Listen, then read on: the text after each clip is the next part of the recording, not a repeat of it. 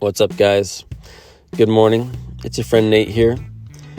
I just wanted to talk a little bit more about why I enjoy using the price to free cash ratio so much, and how, although it's not perfect, how I use that ratio to kind of quickly come to a conclusion on what a realistic rate of return might be.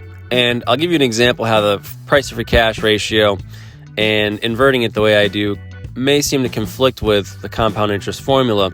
For example, if you're talking about a real estate investment where you're paying 20 times free cash, well, it wouldn't be accurate for me based on the compound interest formula to tell you, well, it's going to take you 20 years, so it's going to make you 3.6% a year on average, right?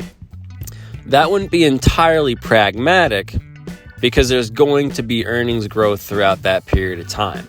And I don't want to disrespect real estate investors out there by trying to imply that they're taking all those risks, investing in those properties, using the equity and so on, only to make 3.6% per year.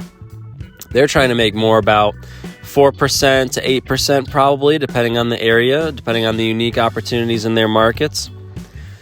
So to bring that back, I just find, for example, that inverting the price to free cash gives you a realistic, fair approach to figuring out how much money you're going to be making, right? So you're not going to invest in real estate for 20 years to make 3.6% each year, right? The earnings are going to appreciate over time. We can't be certain on what those appreciations are going to be, or what inflation rates are going to be, or the overall sentiment of the market at that time. But I would say it's safe to say that if you inverse the price to free cash flow ratio, take 1 divided into 20, you got 5%. I think that overall, that seems to be a number you could use to say, okay, if I invest in real estate and property today, I could realistically make about 5% on my money there, right? I'll give you another example and how that relates to common stock investing. So let's say if you can find a stock that's trading at less than 10 times price to free cash, you'll find that the majority of stocks out there, usually they're around 16 times earnings, but even more so, they can definitely get higher than 20, 30, or 40 times earnings, right? So if you have a company that's all the way down to 10 times free cash, I'm safe to say, I'll be safe in saying that you're probably going to make about 10% on your money there, right?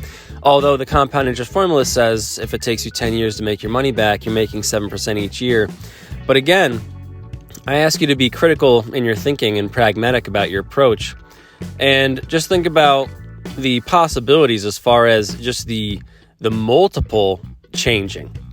Phil Fisher talks about this in his book, Common Stocks and Uncommon Profits, and he explains how the multiple of earnings that you pay is truly just a complete wealth-altering approach.